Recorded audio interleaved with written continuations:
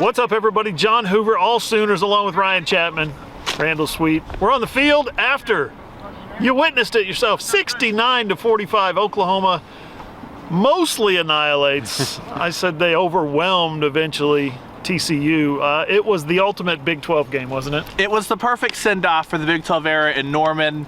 You had what Brent Venables coined as an abomination to defense in the third quarter. That is what he labeled his own defensive effort in the third quarter. But in the end, Jeff Lebby's offense, led by Dillon Gabriel, he got the start. He played the entire way until Jackson Arnold came in to kneel this thing out.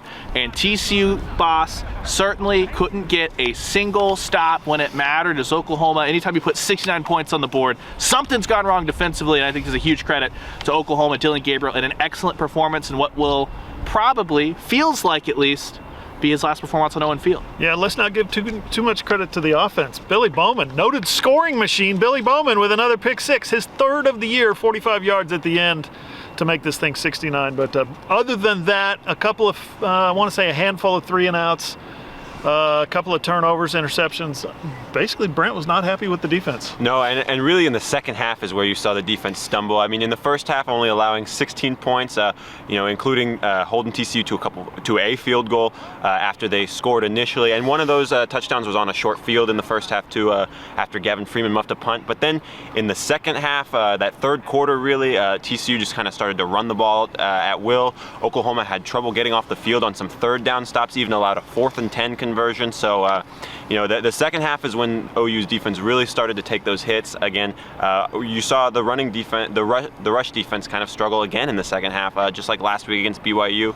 But like as you guys said, Billy Bowman in the end comes away with the pick six, his third of the season, which is the national lead, I believe. Yep. And Oklahoma's offense got the job done. TCU finished with 520 yards of total offense, averaged 6.1 yards per carry. There are things that need to be fixed with this Oklahoma defense. Fortunately for OU, it's game 12. You're not in any urgency to fix unless you have a game next week.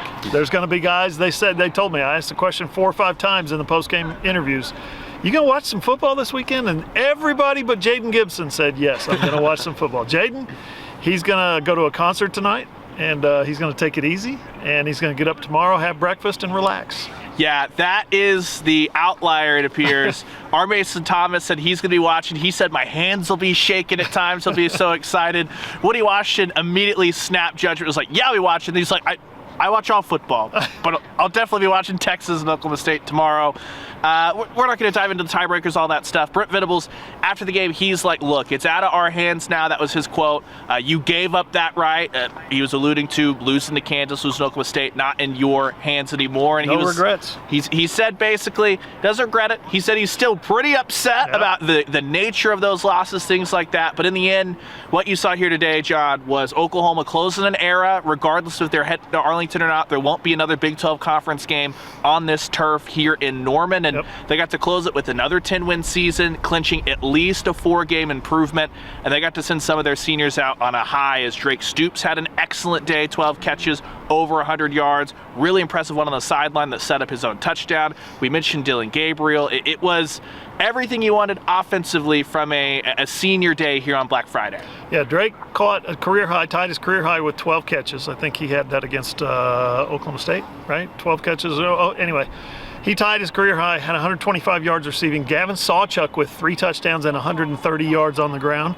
Great day. But the story of the game, Dillon Gabriel, coming off of concussion, coming out of concussion protocol, cleared on Thursday. Last night. I'm still trying to figure it out. It was the real Thursday. This game's on Friday. Yeah. So coaches pretend like this is Saturday, so Thursday is actually Friday. It was. I'm confused. It was last night. Yeah. He got cleared, went to practice, came out, was cleared, had the big game, 400 yards. He had 270 yards at halftime. Yeah, and I mean, Oklahoma was really, really aggressive, taking those deep shots downfield.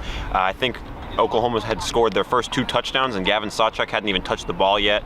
By a count of 2 deep shots, one to Nick Anderson, one to Jaden Gibson. The Nick Anderson one was finished off by a Dillon Gabriel touchdown run, and then of course Jaden Gibson with 2 catches in a row on the next drive to put the Sooners in the end zone.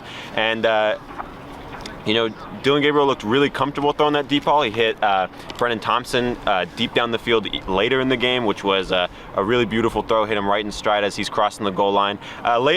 Even later in the game, coming out of halftime, he did short a throw to Brennan Thompson that ended up getting intercepted. But other than that, it was a really solid game from Dylan Gabriel. Attacked downfield, and I think Jeff Levy really opened up, as we've said before, the Rolodex and allowed him to take those shots downfield, really showcase what he could do in his final game at Owen, what could be his final game at Owen Field. TCU came out in their normal man-to-man defense, and they decided not to get out of it, despite the fact that OU receivers were running wide open behind them the entire game. 59-yard touchdown to Jaden Gibson. He dragged a guy the last 5 yards, and on the last 2 yards, he holds up a finger to the crowd as he's dragging him into the end zone. He said, "I was going to celebrate. I knew I was in." 53 yards to Brennan Thompson, and then hit a 50-yarder to Nick Anderson.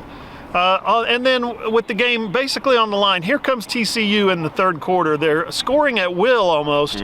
Fourth and inches from the 29-yard line, from his own 29-yard line. Brent Venables said, "Let's go win the game." They run speed option. Dylan Gabriel runs it for 40 yards. He said, "If I'd been at practice during the week, maybe I would have, if he hadn't been coming out of concussion protocol, maybe he would have scored."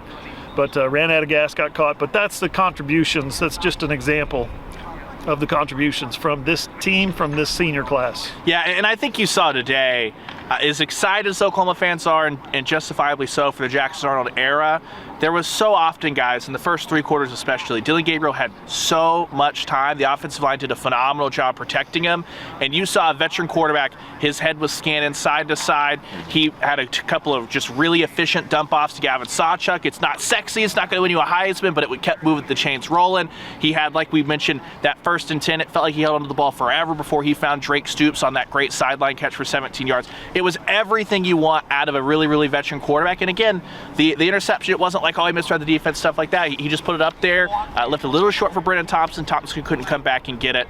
A really, really fitting send-off. And personally, as someone who's really enjoyed talking to Dylan Gabriel and all that, I was really pleased for him on kind of a human level that he got this last showing, if it is his final game, to actually go out there in front of the fans. And it wasn't just a wave at senior day and watch on as the true freshman as to close out the regular season. Would have been a tragedy almost to have him not be out here today. His senior year, 5th year, he said he doesn't know what's in his future. He's not going to commit one way or the other. Brent Venables said, "Is he in here right now? I'll have that conversation with him right now about coming back next year." Interesting stuff. Brent Venables, the game was, he was upset with his defense. He was also upset with the fact that he came out of the tunnel through the smoke and tripped. And he said, I was pissed at myself. And he got ran over by several dozen players. Check out TJ Eckert on Twitter. He's posted a video of it. Several dozen players trampled him. And he said at one point, my face, I kept getting shoved down into the grass, and I understood at that point what it must have felt like. I'm gonna die here. It was a scary moment for him. He just kept getting trampled, and maybe that's why the defense didn't play well. I don't know. It wasn't a good start for Brent Venables, that's for sure. We had a laugh about it, but he said at some point he was concerned. When I was down there watching everything unfold, it was really weird. It looked like a lot of players were coming out of that smoke, that fog machine, kind of getting up off the ground. And then looking back at the video later, I realized that after Brent himself tripped, he took down a few more players, who didn't see that he was down there in the smoke. And that was an interesting start to the senior day, or after the senior day festivities. I was wondering if that would kind of be a bad omen for Oklahoma. In the first half, it proved not to be anything at all. I think Oklahoma went into the half up 42-16. So really in the second half is when you saw, I guess, that tripping take effect. Who knows? It'll either be next weekend in Arlington or in a bowl game. We'll have to see. Does he take the Stoops tack? Does he take the Riley tack and come out of the tunnel 2 minutes after everybody else? Or does he still lead that team just like Dabo does down the hill at Clemson? We'll have to find out. And for Oklahoma, they're certainly hoping that we'll all find out next Saturday as opposed to having to wait for bowl week to start. Texas plays tonight. Hang with us. We'll have a story on that game coming later this evening. Oklahoma State plays tomorrow at 2:30. The Sooners need a Texas loss or a Cowboy loss or some kind of weird tiebreaker. If both those teams win, that's who's playing in your Big 12 championship. Yeah, if Texas loses, the easiest path, it gets very convoluted, but you also need Iowa State to go into Manhattan, win that game. Texas, Kansas State, and Oklahoma State, all home favorites. So you need on paper at least an upset if it's Oklahoma State, or 2 upsets to happen if it's the Texas Tech beats Texas, K-State falls to Iowa State route. That's crazy. We'll be there covering as much as we can of that today, tomorrow, tonight, the rest of the week. Of course, we'll be back here, assuming there is a game next week. We'll be back here on Monday and Tuesday, as always, part of the AllSooners crew. Boy, guys, that's it. We got anything else to wrap up, throw in there? Last potpourri moment right here. Regardless of what's going on here, the next time we're in this building, there might be a Big 12 logo, because Oklahoma will still technically be in the Big 12 for the spring game. But the next time that there's a curtain raiser, there'll be some SEC blood flowing around these parts. Yeah, the logo, which maybe you can see behind me, will be, my prediction, erased for the spring game. Not going to see it. That's it, 69-45, Sooners win. Another 10-win season, quite the turnaround from 6-7 last year. Brent Venables, a step in the right direction this season was. I don't think there's any doubt about it. But there may be more football to play. Keep it at allsooners.com. Keep up with what we're doing. We're going to be here probably, possibly, hopefully Monday. Get some more content for you guys up from press conferences, from player interviews, and coverage throughout the week. We'll be here, allsooners.com. For Randall, for Ryan, I'm John Hoover. See you guys.